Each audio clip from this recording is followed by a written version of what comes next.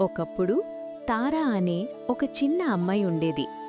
ఆమె తన తల్లితో కలిసి ఒక చిన్న గుడిసెలో జీవించేది. వాళ్ళు చాలా పేదవాళ్ళు. తినడానికి సరైన ఆహారం కూడా ఉండేది కాదు.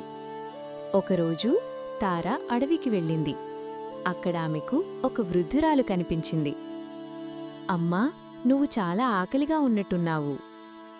అవునమ్మమ్మా, నేను నా అమ్మ చాలా ఆకలితో ఉన్నాం. ఆ వృద్ధురాలు చిరునవ్వుతో తారాకు ఒక చిన్న కుండ ఇచ్చింది. ఇది ఒక మాయకుండ. నువ్వు కుండ వండు వండు అని చెప్పితే ఇది గంజి వండుతుంది. కుండ ఆపు ఆపు అని చెప్పితే వండడం ఆపేస్తుంది. తారా చాలా సంతోషపడింది.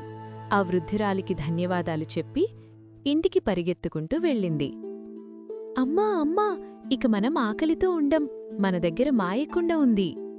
తారా కుండను నేలపై పెట్టి చెప్పింది, కుండ వండు వండు. ఆ కుండలో వేడి గంజి తయారైంది. తారా ఆమె తల్లి ఇద్దరూ సంతోషంగా తిన్నారు. ఇది నిజంగా అద్భుతం తారా. ఒకరోజు తార బయటికి వెళ్ళింది. ఆమె తల్లి ఆకలిగా అనిపించి కుండ దగ్గరకు వచ్చింది. కుండ వండు వండు.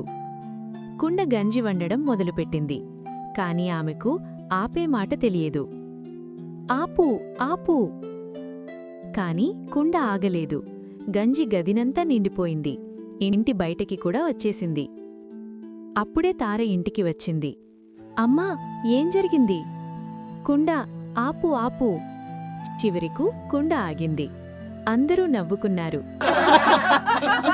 పక్కింటివాళ్లు వచ్చి గంజిని పంచుకున్నారు.